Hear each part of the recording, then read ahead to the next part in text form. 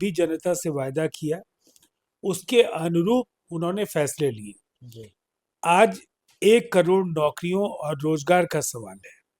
आधारभूत संरचना को लेकर जो बिहार की परिकल्पना है, नीतीश कुमार जी ने औद्योगिकरण और निवेश को लेकर कुछ बड़े फैसले लिए हैं। जी कमजोर वर्गों का सशक्तिकरण है और महिलाओं को अब 2 लाख रुपए तक की अतिरिक्त सहायता मिलेगी।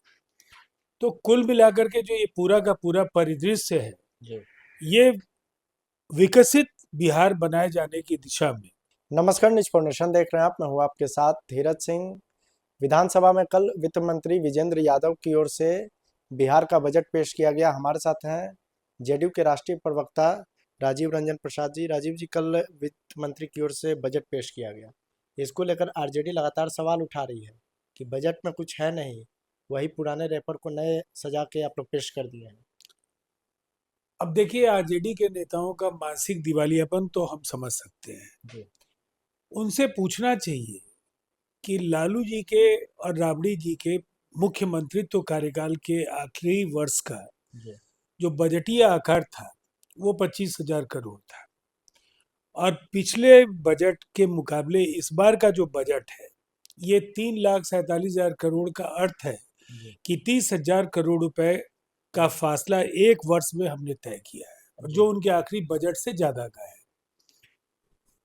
अब सवाल ये है कि इस बजट पर सवाल खड़े करने वाले लोगों को जनमानस को समझना होगा। नीतीश कुमार जी ने जब भी जनता से वायदा किया उसके अनुरूप उन्होंने फैसले लिए। जी आज 1 करोड़ नौकरियों और रोजगार का सवाल है।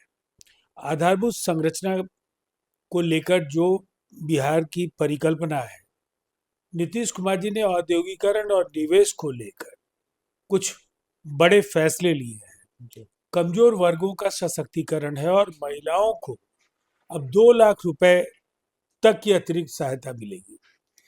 तो कुल मिलाकर के जो ये पूरा का पूरा परिदृश्य है, जी ये विकसित बिहार बनाए जाने की दिशा में इस बजट को एक मील का पत्थर हम देखते हैं। जी और आरजेडी के नेता इस तरह से चीखते रहेंगे, चिल्लाते रहेंगे, कोहराम मचाते रहेंगे। उनकी परवाह अब जनता को भी नहीं है, और हम तो उनकी परवाह कभी करते नहीं है। आरजेडी के सांसद सुधाकर सिंह वो तो इस पे भी सवाल उठा रहे हैं कि 3,47,000 करोड़ का बजट तो है, लेकिन वो मात्र 12 मिनट में बजटीय भाषण समाप्त हो गया उनका। अब अपनी बौखलाहट को जाहिर करने के लिए और वो क्या कर सकते हैं? कोई वजह तो होगी जी कि बिहार विधानसभा की सबसे बड़ी पार्टी 25 सीटों पर सिमट गई।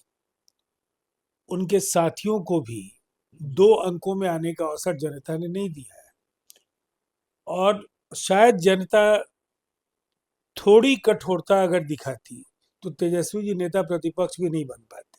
जी और यही अगर रवैया रहा तो आने वाले समय में 5 सीटों की पार्टी बन जाएगी उनकी।